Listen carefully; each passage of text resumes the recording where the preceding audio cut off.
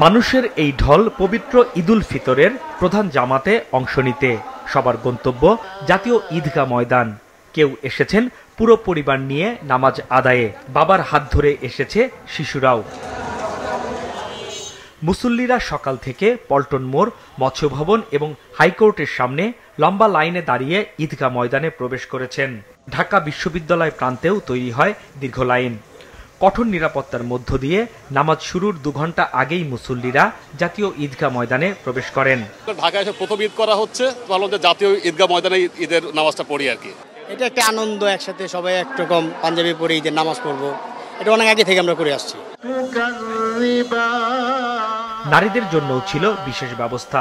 প্রতিবারের মতো এবারও সেখানে উল্লেখযোগ্য সংখ্যক নারী ঈদের নামাজ আদায় করেন।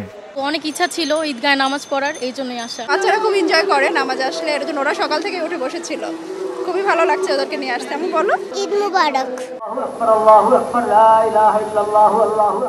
সকাল 8:30টায় রাজধানীতে প্রধান ঈদের জামাত অনুষ্ঠিত হয়।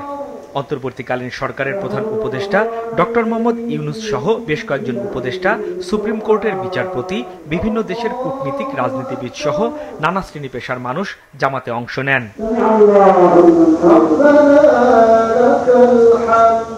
মূল ময়দান ভরে যাওয়ায় ঈদগাহ সংলগ্ন কদম ফোয়ারার সামনের সড়কেও নামাজ আদায় করেন মুসল্লিরা।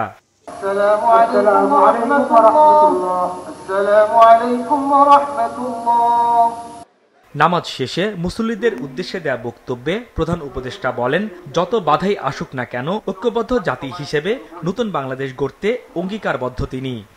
যত বাধা সত্ত্বেও, যত বাধাই আসুক, আমরা ঐক্যবদ্ধ জাতি হিসেবে এই নতুন বাংলাদেশ গঠন করব ইনশাআল্লাহ।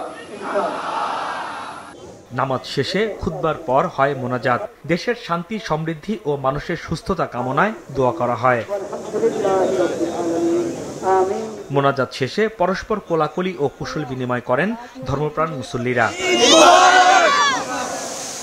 দীর্ঘ 1 মাস সিয়াম সাধনার পর এসেছে খুশির ঈদ।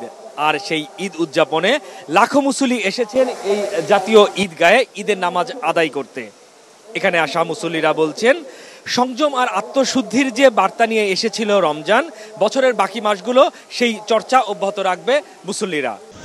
এদিকে জাতীয় মসজিদ বাইতুল মোকাররমে যথাযোগ্য মর্যাদায় ঈদুল ফিতরের 5টি জামাত অনুষ্ঠিত হয়েছে।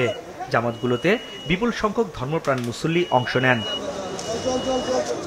হাসনাইন তানভীর, মাছরাঙা সংবাদ, ঢাকা।